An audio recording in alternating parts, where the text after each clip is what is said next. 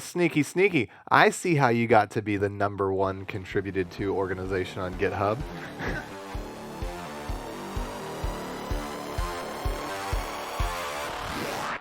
This episode is sponsored by Front-End Masters. Engineers have watched over 2 million hours of Front-End Masters videos to upgrade their skills in the latest best practices in front-end development and Node.js. Popular video courses of theirs include courses on Advanced JavaScript, Angular 2, React, API design with Node, and functional and asynchronous JavaScript. Many of their teachers have even been guests on JavaScript Jabber. Check them out at frontendmasters.com. Hey everybody, and welcome to JavaScript Jabber. This week on our panel we have AJ O'Neill. Yo, yo, yo. Taking back the internet right here at the Microsoft offices. That's right, we invaded. I'm Charles Max Wood from devchat.tv, and we're here with Dan Fernandez from Microsoft. Do you want to give us a brief introduction? Sure. Name's Dan Fernandez. I'm the Inspector General, if you will, of docs.microsoft.com. So our new documentation site for all of our technical docs on Microsoft. So I just want to give you guys, just kind of a quick tour on some of the stuff we're doing. So about a year ago, I moved over to our docs team. So I run a few of the actual teams that build the documentation for things like Azure App Service, Visual Studio, ASP.NET, C#, and so on, Power BI, so on and so forth. But one of the big things we also want to do is kind of improve our website experience. So when we looked at MSDN, which was kind of our previous experience, it was legacy code. It was about 10, 15 years old, and parts of it were probably even older. Things like page load times were, some cases were like 30 seconds. The way it was designed was to do it was dynamic and did SQL lookups. So things like a redirection, it would have to look through a redirection table before it would actually serve the page, which would basically block. Like just a number of things you kind of know not to do these days. And the infrastructure was kind of designed to fan out and deploy. It was designed before the idea of a cloud and even existed. So a number of things were really difficult. It was 300 on-premise servers. We serve millions and millions a month. And the challenge was the team couldn't keep up. So a bunch of teams just built their own sites. So the ASP.NET team decided to build their own site called ASP.NET. Even more recently, for their new version, they built docs.asp.net that was built on Read the Docs. SQL Server built out some of their own pages. NuGet built their own pages. .NET Core, when it first came out, decided to build their own pages. Azure built its own web pages.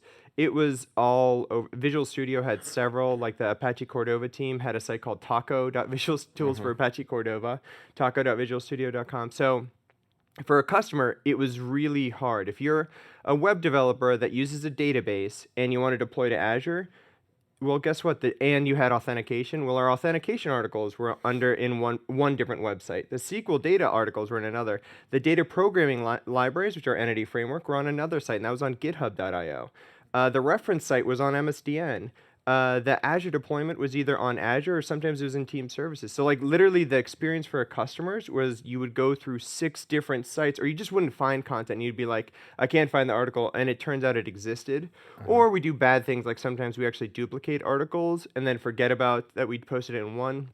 So it's like this article is broken and it's actually been fixed because the team belongs to this. And we basically shipped our organizational chart in our documentation.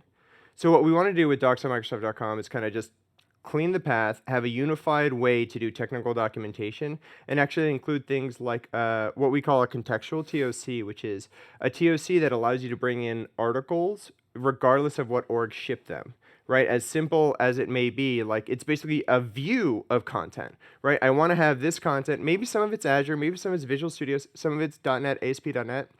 Those are all different orgs. I just want to list them all together because a normal dev needs authentication, database, ASP.NET, and some tooling stuff in Azure. So that's just kind of one example. So, kind of comparing and contrasting a number of the different things on MSDN. Here, like, it's just really hard to even find what stuff or products you want to do. Like, how long does it take you to kind of find the things you want to do, and especially for a developer. In fact, we actually built kind of a new landing page that jumps to these, which is developer.microsoft.com. which is kind of our 4 products. But then what if we just took a step back and said, what do devs really want to do, and how do they want to build apps? So whether it's, you're building Windows, bots, SharePoint, Node.js, or even things like Java, which you may not have considered on a Microsoft website, Python, or gaming, or, holographic. And then, these are the things you normally kind of build an app for. And then what are the services that you can add? Maybe you're adding data in second. Let me just pump the fonts because this thing decided to pick a... Oh, actually, I'm at a terrible font size. Sorry about that. That might explain why. A lot of the things that we mentioned with the new mobile center. So I want an app that synchronizes my data. I have a field sales, they take some stuff and then it syncs back to the cloud. Beta distribution, device testing, as I mentioned before, where you want to test on 40 different devices. Analytics to make sure that it works, and then doing things like continuous integration. So if I have multiple devs, maybe multiple geos, I want to make sure that people are checking in quality code, it compiles, it works, and so on and so forth. And so there's a number of things that we just look at, whether you're building an app or adding a service, and really taking more of a customer view. So the things you tend to not find are the names of the services, because this is kind of another confusing part where people didn't know what's the term hockey app? That means beta distribution, right? Like if you're a beginner or kind of new to Microsoft offerings, you really just want to know, like, hey, what do they do for beta distribution? That's hockey app and those sort of things. And to your point about hockey app in particular, yeah, I mean, it's a term, right? And it doesn't mean the same thing. It doesn't mean anything to anybody unless they know what it is. Right. I hired a business coach, and her big thing is explain benefits, not features. And so beta distribution is a benefit, Well, it's kind of a feature, but people understand what the benefits are of that. And so it makes a lot more sense, yes, to look at this and write your documentation to what are people looking for, not necessarily what do we call it or something like that. Exactly. The other thing that I find interesting about a setup like this is that I think as developers in particular, we really have this tendency we want to write the code, we want to solve the interesting problem, and then the next person that comes in that wants to use our code to solve the interesting problem, nobody wants to write the docs, right? Nobody wants to do this job. And then when we do it, it's like, okay, I'll just throw it all in a README, but actually having it well organized like this is really helpful as well. Right. And I think that's one of the other challenges. And let's just kind of walk through a couple of docs here to just kind of show the experience. So one, again, it should be like really obvious. We have docs on these things and jumping through.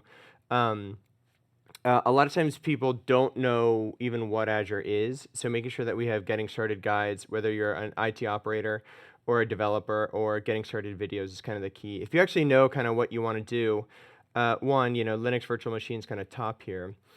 And we'll go through some of these, just kind of these articles. But one, making sure things like simple things like all the documentation's available, downloadable via PDF. On this left side, there's some... Yeah, I'm going to stop you real quick. Sure. Because we're looking at this, but our listeners are audio only. Right. And so basically what he's done is he's gone through and he's just kind of clicked through the hierarchy of things. So he clicked through to Azure and then Linux virtual machine documentation and is just showing us some of these aspects of what's available. And then, over on the left side of the screen, he's now into a search bar or filter bar or something. So go ahead. Yeah, so one of the challenges is, there's some human hesitation of clicking enter because the page is going to reload and it's going to take 3 seconds and you don't know if it's going to be kind of crap results. And we kept kind of fighting with this from the user experience perspective. And given that it's such a simple TOC, we actually filter on the client side, so it doesn't even do a callback. So we can basically filter, and let's just do a search for... What's that written in? I'm curious. Obviously JavaScript, but I think we're just using jQuery, and there's some places where we use... I believe React, and then some libraries for mobile. Because back to our other experience, other key things that we wanted to do, accessibility. Accessibility is huge, and if you turned on, the totally tester, this should hopefully all pass. Is that a plugin for using Chrome? No, it's actually like just a JavaScript and script marklet that from our dear friends at Khan Academy. But it basically does the color testing, which is great. So like whenever you need to jump to, and again, you kind of have to do it on every site. Oh, interesting. Okay. So it's it lets you totally kinda just jump through. TOTA11Y because A11Y is accessibility. Yes. So Khan Academy published it. It's just kind of a great way to test colors. But there were plenty of examples where on our own sites we were just really bad from accessibility perspective. Another one, localization. Certain teams, because every team decided to reinvent the wheel, we basically had, I would say, just within our cloud and enterprise team, so I'm not even counting Windows and Office, we probably had about 17 different engineering teams building websites for documentation. Like, okay, here's how we're going to present it. Maybe some teams are going to use Markdown, some teams are going to use Umbraco, some teams are going to use Read the Docs, some teams are going to use something total GitHub.io, and then do Holy engineering cow. across it. That seems like a colossal effort just to bring that all together. I mean, how many versions did you have to sacrifice to make it work? I mean, holy cow. This is the biggest problem that we had, and each team has their own potential version, the way that they're specifying their markup. In our old system, the MSDN systems, it was an XML file. In the more modern systems, it is Markdown, which is nice. For Read the Docs, it was a Markdown. It was the other one, which I'm now blanking on. But so we had to build basically transpilers to basically say, okay, if this, then that, if you will. Here's kind of the Markdown that we need to transmogrify to make everything kind of one unified a set of Markdown and then Markdown extensions. So it's actually a huge engineering project when you think about it. Visual Studio is 25,000 pages. .NET Framework has 270,000 types. Like, it's like, wow. You start thinking about just the scale of some of these things. It's really big. And other stuff, we didn't ever design MSDN for mobile. So like the page, if you ever tried to see our pages on mobile, we did everything using tables, right? Like old school, right? Everybody loved tables for layout. That's how we did layout back in the day, and we didn't change it for a long time. So now That's okay. Nobody's looking at this stuff on mobile. You'd be surprised. So no, I'm totally joking. Oh, okay. I'm guessing that more than half of your traffic is mobile. Well, our numbers were, I think, low because it was a terrible experience. Like nobody like scroll right on a table, and when you're zoomed in, and even things like fonts were small. Like there was just so many things from a user experience that we wanted to fix. So now we have a responsive layout. So kind of as you go down, we go to the 2-frame, and then we kind of go to the 1-frame as well. So the whole TOC is here, of course, if you still need it. And then options, things as well, you can kind of go through. Yeah, he's kind of shrunk it to the side, and the TOC or table of contents kind of went to a drop down, which was pretty cool. And then just simple things like developers, we have light and dark themes. So for those of you who live and breathe inside editors and you hate seeing code samples in non-dark theme, it's just a simple, I would call it a stupid pet trick, but you'd be surprised how many developers actually ask for this in user voice. And that's probably one of the other key areas. When you're building a large website, you have a lot of people that have opinions. That means both our engineering teams that we work with, partner teams that are doing, hey, I'm doing the content for this, I need this specific thing. Like the Windows team wants great colorization for XAML, right? And it makes sense because that's their language of choice. This team, for example, is the Azure CLI team with the command line interface.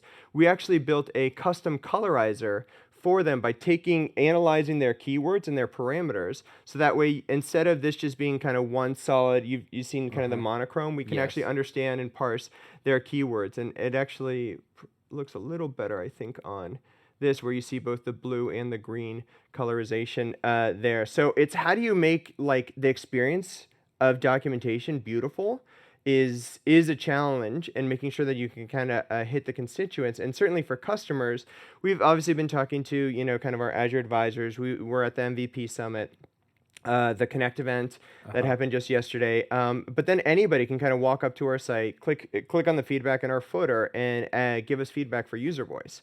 And actually, Dark Themes was one of the ones that had been on there, I don't know, probably 3 years, 4 years, that nobody had ever kind of dealt with, for lack of a better word. Now, the other really big thing on how we approach this is everything's editable and everything's on GitHub. I should say almost everything. There are some teams cool. that have What do you mean it's editable? I just clicked edit on the page. And So I'm on the page for the Linux VM using Azure CLI 2.0. I click edit, and I see, this is basically the raw. We do have some metadata at the very top I see. for things like our search service. You can do scope search, but this is all just markdown. There's no, fancy things. So if you see some errors like, hey, no, this, you guys forgot a comma in this JSON, you can submit a pull request, change this file, submit a pull request directly from here. I love cool. that. That is very nice. And all the content also is Creative Commons, including commercial use, which is another thing. If you were a book author, you wanted to reference some of this stuff, you'd have to sign a contract with Microsoft to have like some small part of our reference APIs. And like the joke was, our documentation was more restricted than our open source products or content. Like it was that bad. Now everything's Creative Commons, and we kind of don't have to worry about it. Right. So that I think is just huge on how we're embracing open source. And you think about it, all this documentation is available, and including the engine that we use is called DocFX, which is a GitHub is on GitHub and open source. So you can do kind of the same things we're doing here. Let me just show you another. Was that created by Microsoft, or is that something you adopted from Yeah, someone else? it's actually something created by Microsoft. Let me see if I can find a link to the Azure CLI. I'll just go back one page to the reference, because dynamically building reference is probably another thing that is dynamically building reference is one of the most difficult parts. Oh no, they took the edit thing off for now, but there was some bug that they had this, but I should be able to. This should have an edit button. The point that I was going to say here is our Azure CLI, and I know they had mentioned some bug over email that I didn't get to catch up on, but I guess they took it down. I think the big thing to take away with our reference work is, one, things like the .NET Core framework, ASP.NET Core framework, the Azure command line interface, are all and our Java SDKs and our other language SDKs are open source. And the way we are building documentation is by introspecting that source, or maybe those packages or so on, using either code reflection or assembly package reflection. The point of that, though, is when you click edit on our pages for reference, you're actually changing, the source, if you will. So if you make a change there, maybe, it's as simple as a typo, or maybe it's adding an example for something that doesn't exist. It actually is now going to improve the actual command line reference. Let's say Azure command line reference, where there was some command line, I don't know, maybe it's to get a log file or something. You add it in there, and now everybody gets it. So you're not just helping the documentation pages, you're actually helping build a better product. So by adding examples. So that's really, I think, huge, and something that we didn't have before that we wanted to do. And then another project was the project called Constructors. So this is an internal project that basically allows us to do parallelized builds with Docker to basically make sure all of our examples work. So it's a simple thing, but we do thousands and thousands of examples if you think about all Microsoft products. And there is little to no testing, and there really should be a lot more things to do. Verifiability. Does the thing actually compile? Does it have the output that it should? And even being able to tell customers, hey, this build is passing. And then even being able to do things like verify what versions it works with. Right, so if I'm trying to use an API and I don't know why it works, maybe it only works in 3.0 and above, we can actually pancake the code sample and put version. Hey, I want you to try it in version 1.0, 2.0, 3.0, and so on, and then actually present to customers, hey, these are the versions that it actually works on, as opposed to somebody having to document that. We can automate all of that. So, and we want to make that kind of a simple process for people too. So the moral of the story is customers, when they see code samples, they should be verified and know that they do in fact work. And then even some of the other stuff that's probably silly is a lot of times people are copy pasting samples. You couldn't even download the samples, or it didn't include, say, maybe like using statements or what NPM packages were included or anything else. Now because everything's going to be on GitHub, you can download just that sample or all of our samples, and everything's kind of open source as well. And you can make sure that that verifiability is there. Let's pause for a moment to talk about our sponsor, Taurus.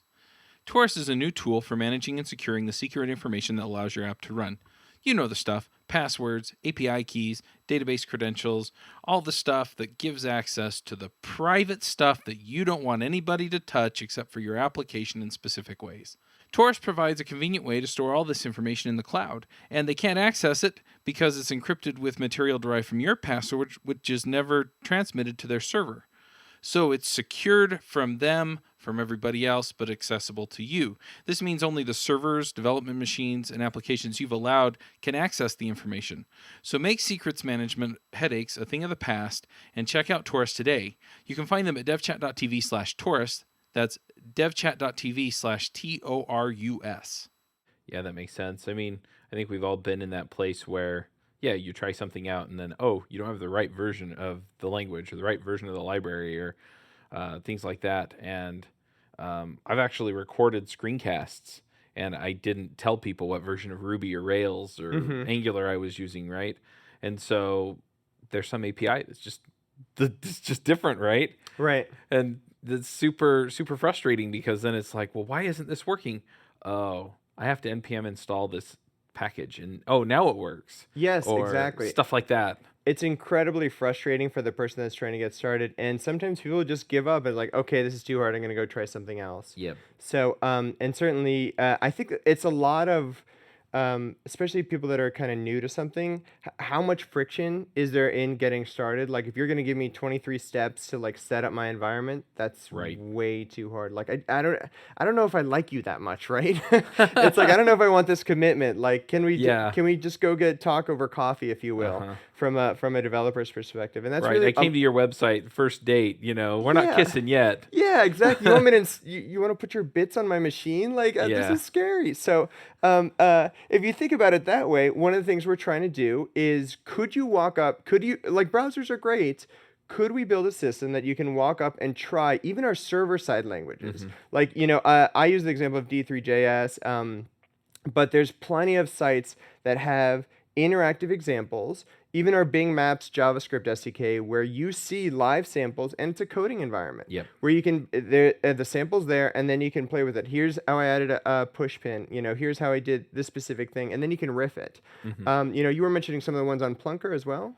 Yeah. So for our listener, we had a little bit of a snafu with recording, so we're re-recording this, and we're kind of having the same conversation over again. But yeah. So on the Angular.io. As you're working through, because they have a tutorial getting started with Angular, and I think it walks you through building the tour of heroes, which is their kind of example. And yeah, at any point you can basically just, click on the example that they have there, loads it up in a Plunker. You have the code on the left, you have the whatever it puts out on the right, from the HTML or DOM manipulation, and yeah, it's really nice because you get that visual effect. And right. You showed us that here in the browser. Yeah, the .NET team has built kind of the same idea where there's kind of the two panes, the code pane on the left, and that's using the Monaco editor that's used in Visual Studio Code. And on the right side is basically output. And really what we're doing is, this is server-side code, so it's C#, and I just type, I'll change, there's a console.write line, which just basically writes a text to the console. I change it to hello demo and click run. And it compiles in the cloud, and basically using a web API sends that and says, oh, here's what I want you to run. Here's the output of it, and let me send it back in the browser. So if you think about how easy it is to, if you've never run your first line of C# code, What we would tell you to do is maybe before Visual Studio Code exists, because that's probably the easiest way, we tell you to download Visual Studio Community. Well, that's 3 gigabytes. Yes. Right? And the installation was an hour. Right? So now I'm 4 gigabytes into, and then it's really, really fast to run Hello World. But, if you're just brand new to the language, you just want to take it for a test drive, the browser's a great way. And this is not that every developer is going to spend every day on their browser and the browser is going to take over things. That's just, I don't think that's realistic. But if you're just trying to test drive and get familiar, or maybe it's familiar with the new API. Like, I know this language, I don't know this API. Let me just play with it. Here's some examples that are already built, and let me just riff on them. And really thinking about the browser as a way to kind of test drive things. So is this example done with Azure Functions, or? In this particular example, it's actually using a web API that's hosted in Azure App Service. But Azure Functions is a great way that we're looking, especially for cross-platform. So like, what happens if I want to be able to do this for Node.js and Java, and the only thing you'd be paying for is execution time, right? So if we limit the execution time, you're paying for, this thing probably ran in, 3 milliseconds. You could do 10,000 or 100,000 calls in 3 milliseconds and pay like a nickel, or I'm not sure the actual numbers, to be fair, but it's incredibly cheap when you're just paying for the execution. So as people kind of trying to push the envelope of what you can do on the web, Functions is a great thing, right? It's like, hey, I don't want to have like 10 servers sitting there waiting to scale up or scale down. And because every person is parallelizable, I don't need to maintain any state for this, right? I just basically run and execute. And obviously, in some cases you may want to maintain state, but really the state is the left side, if you will, because the compiler isn't going to maintain state. So there's just a lot of cool things that maybe developers haven't even thought of that they can take advantage of Functions, especially once Function supports. I think they have PHP and experimental, Node.js, Java, .NET, PowerShell. Like, just the number of languages grows, and it's just a great way to get started with something simple. And I noticed before you clicked on this, there was the drop down that was choose your language and choose your... Right. So you kind of catering the experience towards based on what someone is familiar with already. I mean, there's like additional comments or additional pictures or examples or something. Yeah, exactly. So it tries to, and I think this is kind of the goal. And if you all know Rob Eisenberg from Aurelia, or have heard of Aurelia, so I heard Rob. He's been on the show. Oh, perfect. I heard Rob about 3 months ago to help improve docs on Microsoft.com. So, he looked at this and said like, yeah, you guys have been looking at some of the Aurelia stuff, because Rob did this, I think, pretty well when he was kind of doing the walkthroughs of Aurelia. But yeah, I think the idea is, hey, how do you kind of talk and things like, hey, if you're familiar, in Java terms, Maven is what NuGet is, for example, or an NPM package, if you will. So it's like I-18N for programmers. Right. It's sort of. You want to be able to do that, so it's kind of in your language. And then some of the other stuff, a lot of times we would assume everybody's starting from Visual Studio and Visual Studio on Windows. And, given how much we're targeting other platforms. So I think I was mentioning before, the Linux number, when Satya first announced that he did this great slide, it was Microsoft loves Linux, it was 20%. So that was basically 1 in 5. It's already 1 in 3. Right. Oh, wow. So it's 33% was what we announced. And, obviously that's a lot of growth in what was, I don't know, maybe a year or so from a time frame. So we are finding people that would say like, oh, okay, you used to be the Windows only company. Yep. And now look how many tools you're building for Mac. Look how much support you're doing for Linux. And we just joined the Linux Foundation, for example, at the Connect event. Yep. So they are seeing our investments and they are being like, okay, we'll give you all a shot, and we like what we're hearing, for lack of a better word. So we want to make sure that our tutorials also don't assume that you're using Visual Studio. Some people love command line, or that you're on Windows. And that's actually a big thing for us to, even in a language that you would think was traditionally for a Microsoft language like C#, we're making sure that we support Mac as well. Yeah, I think AJ does most of his programming using Blackmagic and Vim, right? Yeah, it's 3/4 Blackmagic, 1/4 Vim, and just Vim is Blackmagic. I use Emacs, so. Oh. Yeah, that joke's old. Never mind. Yeah. So anyway, but yeah, I mean, and everybody's history is different and their experience is different, right? So I kind of grew up using Ruby, and now I'm getting more and more into JavaScript. I've been playing a little bit with more of the functional languages like Erlang and Elixir. And so then it's like, oh, well, I'm going to hit this. Well, which of my experiences is it like, right? Right. What context is really going to help me here? I mean, I did some Java in college, but I wasn't that serious about it. Right. But yeah, so it's okay. Well, I'm pretty comfortable with JavaScript, so I'd hit the JavaScript, but somebody else coming from somewhere else, where it's C++ and the paradigm is just different. Yeah, it's like, absolutely. oh yeah, we can go there. So, so I think these are just kind of some of the examples on where we're taking kind of the getting started experience and our APIs and making sure that things kind of work well by default. And even some of this is just really, really specific things, but we go in here, even the way we're laying out our APIs. Let's do Java API. If you wanted to know basically how we would basically have Java packages before. If you want to find all Java packages that Microsoft shipped, there was no way, because every team, going back to that whole, hey, 20 teams are doing their things. The SQL Server team has had Java support for a really, really long time. And then other teams like DocumentDB, Azure started adding all these different APIs and SDKs, and it was kind of scattered all over the place. So even from an API perspective, one of the things we're doing is if you walked up to say /Java/API, you would see all Java APIs for the company. Now, obviously, we're still onboarding some because I mentioned just some of the challenges across the company, but you should be able to walk up and see what does Microsoft offer for all across the company for Java developers, because we have things for bots, right? We have things for Office and OneNote and even Windows development specific things like Cortana on the Java side and Android side. So there's a ton of things that we're doing, and it's really hard for a customer to even find all the things we're doing. And there's a number of things we're trying to kind of do and help with. One is having some way to kind of just filter everything else and then being able to sort. So, hey, I can sort by, say, platform, by release, and so on and so forth. So obviously there's a ton of work, and it's always a moving train, if you will. But this is probably our biggest update since our original update. And we only launched in May. And then in November, we basically yesterday, we moved all of ASP.NET, all of Azure, all of Visual Studio, or Visual Studio 2017, I should say, and then all of C++ content over, because there's still a huge number of C++ developers. So, and in the future, we're adding a number of different teams. Oh, and SQL Server on Linux was the other one. So we have a lot more teams to onboard, Windows, Office, and definitely other teams like Dynamics and so on.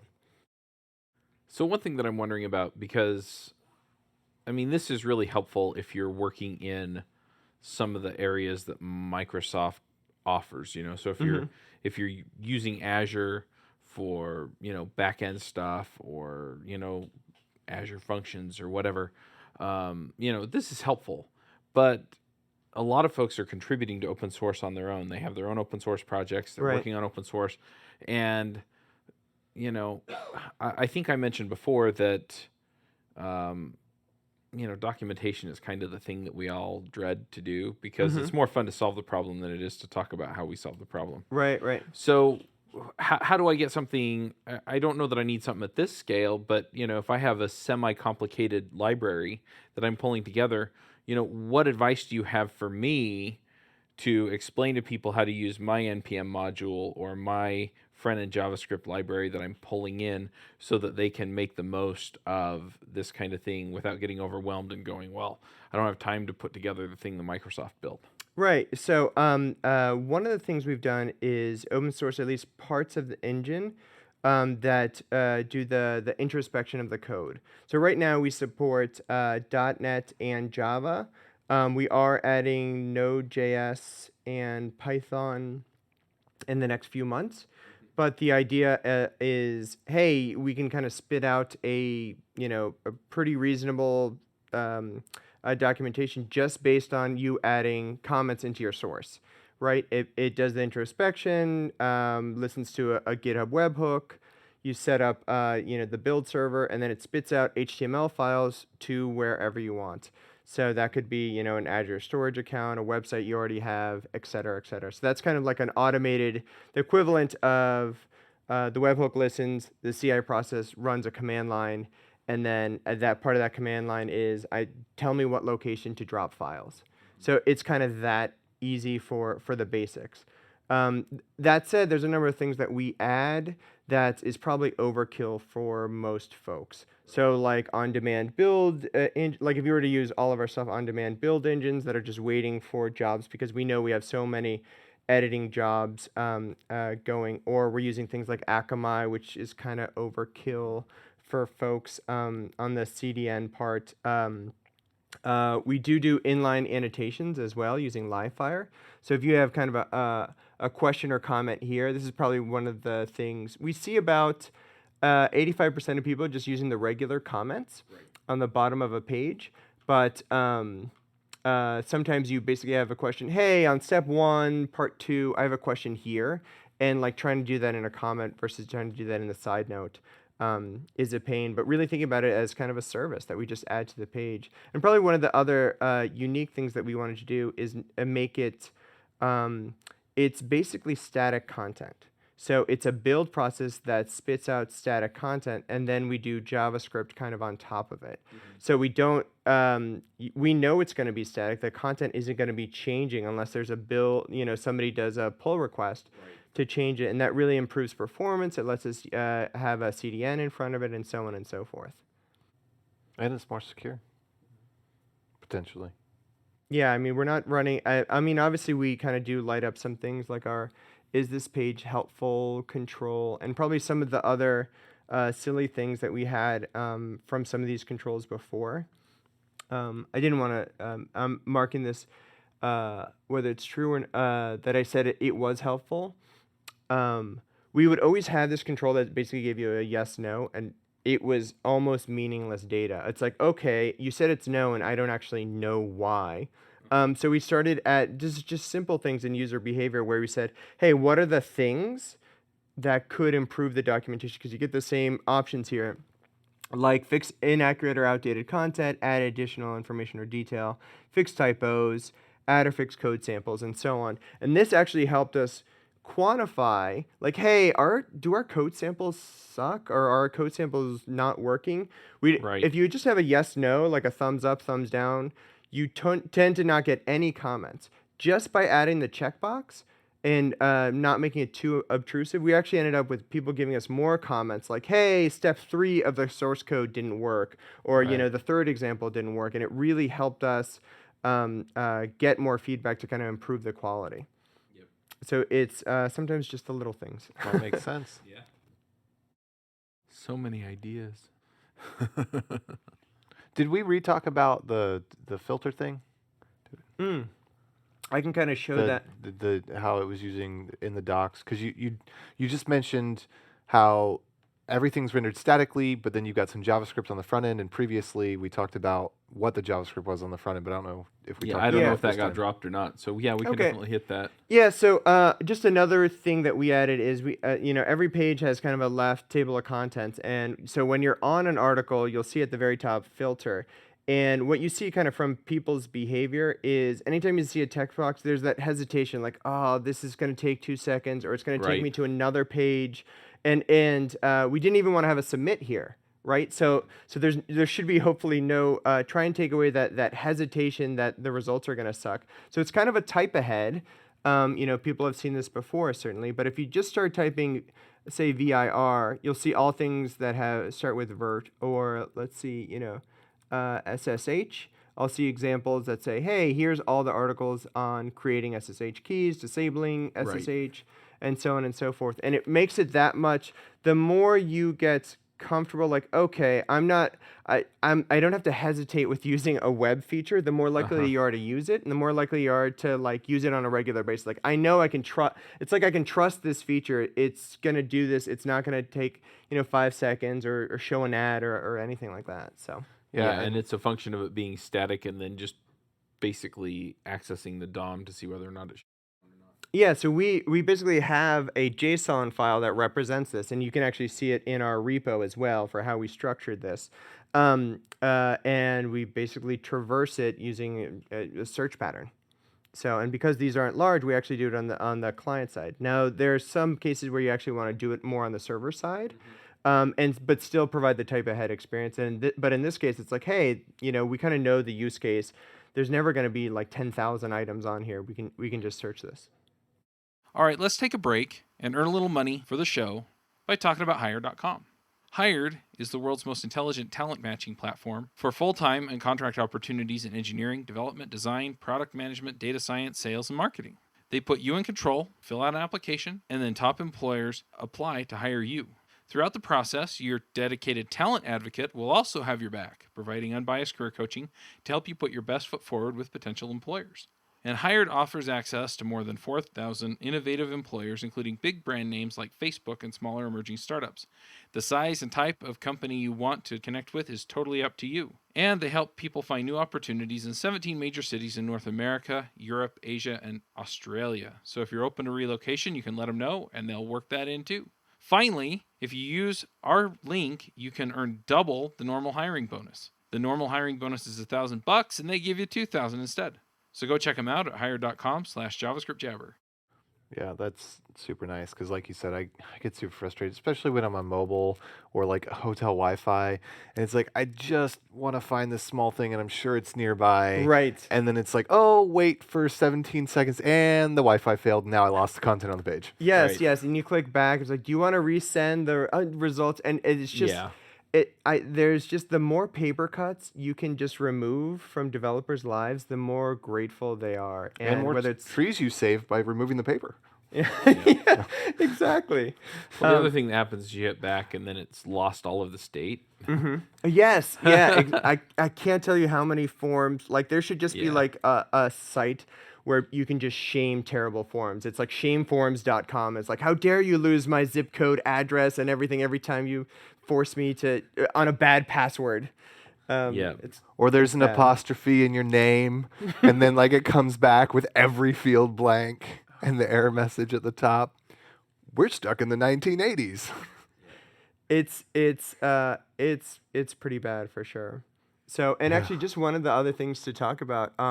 So even just for Azure Docs, we get over, 100, around 200 community contributors a month, Oh, wow. improving our documentation. So you can see the trail of all the people that have actually contributed to this article. Sneaky. I see how you got to be the #1 contributed to organization on GitHub.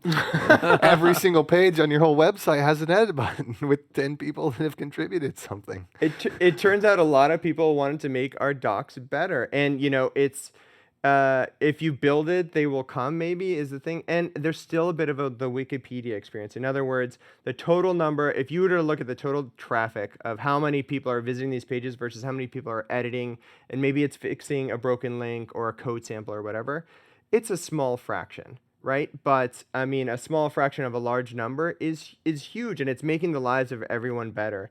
And that's one of the things. Obviously, we care so much about our communities and our MVPs, and they are actually tracking like, hey, who are the top contributors that are really making the lives of everyone? Because there's sort of this exponential effect. You help this specific article, it probably helps hit, I don't know, maybe 50,000 people a month.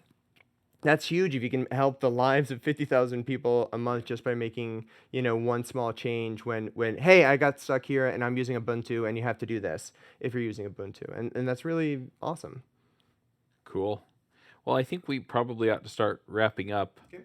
But yeah, if people want to check this out, or if they want to follow you on Twitter or see what you're working on or anything like that, what are the best places to do that? So take docs.microsoft.com for a test drive, and my Twitter handle is @DanielFE. So that's Frank Edward FE. Okay. Now, one thing we do when we wrap up shows on our show is we do what are called picks, and they're just shout outs about anything you want. Okay. So we'll go ahead and go first, but yeah, we've had picks for coding tools, we've had picks for TV shows, movies, music, whatever. So I'm going to make AJ go first. Good, because I just thought of something just now. So one thing I'm going to pick is the 2016 Ghostbusters movie, and I was a little bit worried about it, so I waited till I could see it for free on a plane when I saw it. But it turned out it wasn't terrible. I was worried it was going to be terrible, so I never went and saw it. Me yeah, too. well, yeah, I was Me too. because I thought there'd be like a lot of agenda in there and stuff, and I kind of just wanted to enjoy my Ghostbusters movie. But it turned out it was really funny. The humor was on point. Like the pointed, pokey humor wasn't like offensive to any group or individual. I don't feel. And yeah, the plot, they kind of didn't have one, but that's okay. I mean, that's just a movie in 2016. I don't know that any movie that came out this year had a plot. True. So I actually I thought it was pretty good, and I'm sad that it didn't make it all the way to October in theaters for people to actually see it around Halloween. I thought it was weird they released it so early. It's like July or something when they released it. Anyway, so there's that. And then I'm also going to pick my company, Daplie. If you've been listening to the show, you've heard me say this before. I'll say it again. We are doing both a crowd equity raise and a Kickstarter on Indiegogo. So crowd equity is like for the people, by the people kind of thing. For as little as $100, you can invest in the company if you believe in our vision of taking back the internet. And then the Kickstarter on Indiegogo is for our product called Cloud, which is an in-home cloud system. So it's not just storage, although we do have a Dropbox clone app, but it's actually a developer platform and a place for apps like music, movies, etc. And we're kind of interested to see where all that goes. So check us out, daplie.com. Very cool. Well, I've got a couple of picks here too. The first one is I just want to. I didn't realize how involved the guys from .NET Rocks were in us coming to connect.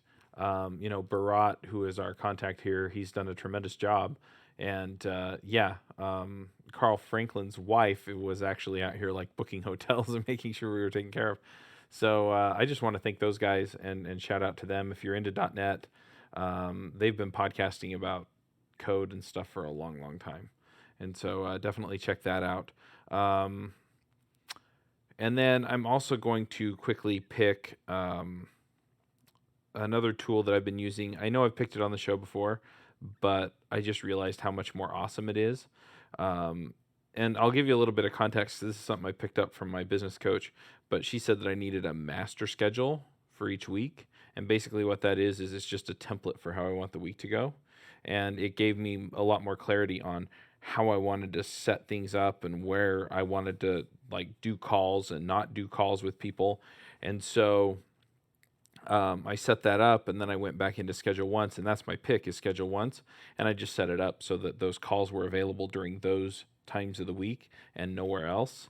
And so instead of saying, oh, well, pick a time anytime I'm not busy, now it's pick a time on Monday afternoon or Wednesday afternoon that's not already taken by somebody else. And then when I do my weekly planning on Fridays, then I'll just fill whatever time is not taken there. And so that's been really nice. And ScheduleOnce is also nice just in the sense that I have been able to hook it into Zapier. And so then when we have a guest schedule, it actually emails them and says, hey, there's a Google Doc for you to edit so that we can collaborate on what we want to talk about. It emails the rest of the panel for the podcast, and that all gets set up, and it's just really great. So I'm going to pick that. And then if AJ can be evil and self-serving, then so can I. Go check out the devchat.tv conferences for 2017. We have 8 conferences set up covering JavaScript, React, Angular, DevOps, freelancing. We've got 2 on Ruby topics and 1 on iOS development. So if you're into any of that, go check it out, devchat.tv/conferences. The JS Remote Conf call for proposals ends on the 31st of December. So if you want to speak, make sure you get your talk in by the end of the year, 2016. And, the others, obviously, their calls for proposals end later than that. But, yeah, we're excited about them. pulling a whole bunch of exciting and interesting stuff together. So go check those out as well. I guess my picks, this will be a simple one, but I absolutely love it. It's a Chrome extension called Disable HTML5 Autoplay, and you will be surprised. Oh, bless you. Bless you. It's Pet peeve here. It's so many times where you're like, oh, and I love that browsers now have the sound thing, so you know which tab is making the sound, but sometimes you have multiple versions of Chrome and you're just finding like this will disable it by default. Even on when you go to YouTube, the video will not start until you click play. Oh, I need that. I need that in my life. It is it's made a difference in my life. So that's my pick, and then I'll give a shout out to the Visual Studio Code guys because they have been doing some awesome stuff. If you haven't yet, take it for a test drive. The experience for coding in Node.js JavaScript is fantastic. So they really do deserve some kudos, and it happens to be the top contributed product at Microsoft. So there's thousands of community members that have contributed to make it better, and thousands of extensions as well for any programming language. So even the Red Hat folks built the Java extension. So there's getting a lot of love there. If you haven't, definitely try it out. Yeah, I'm going to plug a couple of episodes. We talked to Chris Diaz. Oh, yes, and Eric exactly. Gamma in February. So if you want to check that out, you can definitely do that. And then we talked to, I think his name was Matt, somebody at Build. And, okay. And we'll put links to both of those in the show notes. And we're actually talking to Chris again today at Connect. And so we'll be getting an update on what's going on with Visual Studio Code. Yeah, there. If you want a fun tidbit to tease them on, your product's successful when their latest release of 1.7, which adds, if you've ever heard of Definitely Typed, it's basically type bindings for JavaScript, popular JavaScript libraries. The new version of Visual Studio Code, before you had to download those manually, and then you got an editing experience. With the new version of Visual Studio Code, it would dynamically search what NPM packages you have and try and download Definitely Typed. Well, Visual Studio Code is so popular, and they made so many calls on packages, they took down NPM. Sweet. The service. So they were like, your latest version of Visual Studio Code was like a distributed denial of service. So they actually had to, NPM at a blog post, Visual Studio at a blog post, and they're going to kind of tweak some stuff to make sure the next release is. But nice. Yes, that's when you've hit the big leagues. But that'll be really popular because you get more IntelliSense and type information from the editor. Yeah, I like Visual Studio Code mainly because, as I mentioned before, I'm a text editor Emacs kind of guy, but sometimes I miss some of the nice stuff that you get in an IDE. Mm-hmm. But a lot of the IDEs feel really clunky to me. Right. And so Visual Studio Code really hits a nice balance there. So I'll Yeah, back you up on that pick. It's got a lot of features, but it's still super lightweight, and it's got, honestly, the finesse that a larger company can give to a tool. Yep. And it works on TypeScript, AJ. And the TypeScript types can work with JavaScript if you use JSDoc. So you don't even have to use a blasphemous evolution mutinous. We have an ongoing feud going over what JavaScript is and isn't. Oh, anyway, well, we'll go ahead and wrap up the show, but thanks for coming. Yeah, thanks, guys. This is great.